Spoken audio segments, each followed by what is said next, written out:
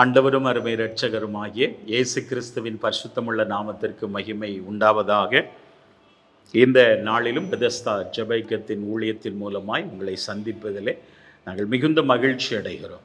இந்த நாளிலும் 2 ராஜாக்களின் புஸ்தகம் 20வது அதிகாரம் 1ஆம் வசனம் முதல் நாம் பார்க்கும் பொழுது, யோசபாத் ராஜாவுக்கு விரோதமாக 3 பிரிவினர் படையெடுத்து வருகிறார்கள். இதை யோசபாத் ராஜாவுக்கு அந்த செய்தி அறிவிக்கப்பட்ட பொழுது, இதை யோசபாத் ராஜா பயந்தான் என்று வேதம் சொல்லுகிறது. அவன் பயந்தான், என்ன செய்கிறதுன்னு தெரியல. ஆனால் அவன் செய்த ஒரே காரியம் என்ன தெரியுமா? கர்த்தரை தேடுகிறதற்கு ஒருமுகப்பட்டு யூதா எங்கும் உபவாசத்தை கூறுவித்தான்.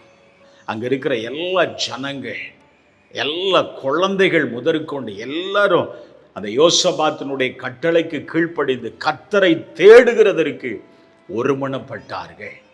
ஆண்டவர் அந்த இடத்துல இருந்து இந்த யோசபாத் ராஜாவுக்கும் அவருடைய ஜனங்களுக்கு ஒரு பெரிய வெற்றியை கொடுத்தார். இந்த யோசபாத் ராஜாவுக்கு ஆசாரியன் மேலே கர்த்தருடைய மகிமை, அபிஷேகம், பரிசுத்த ஆவியானவருடைய வல்லமை இறங்கி அந்த ஆசாரியன் சொல்லுகிறார், இந்த யுத்தம் உங்களுடையது அல்ல, இந்த யுத்தம் கர்த்தருடையது. ஏன் தெரியுமா?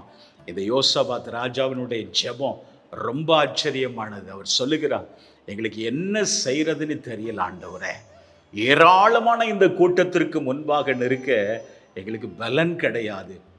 ஆனால் எங்கள் தேவனாய கர்த்தர் எங்களுக்கு இரக்கம் செய்யும் வரைக்கும் எங்கள் கண்கள் உம்மையே நோக்கி இருக்கிறது.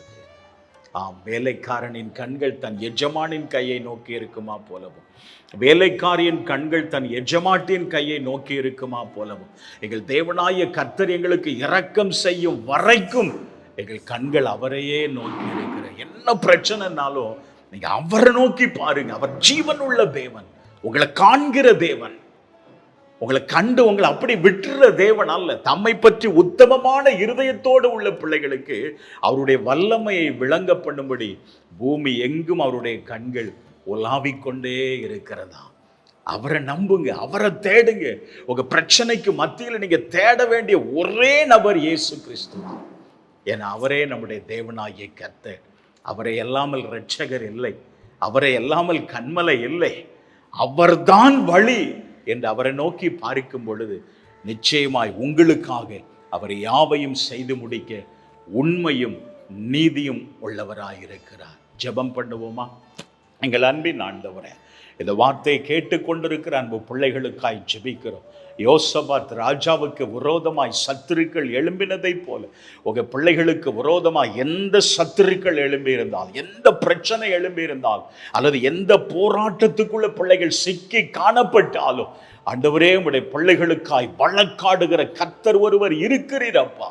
உங்க பிள்ளைகளுக்கு முன்பாய் எதிராய் இருக்கிற பிரச்சனைக்கு எதிராய் பிள்ளைகள் போராடுவதற்கு பலனற்று காணப்படலாம். ஆனால் எங்கள் கண்கள் உம்மையே நோக்கி இருக்கிறது. அந்த வார்த்தையின்படியே உம்மை நோக்கி பிள்ளைகள் பார்க்கிறபடியினால் பரத்திலிருந்து ஜெயம் இறங்கி வருவதாக.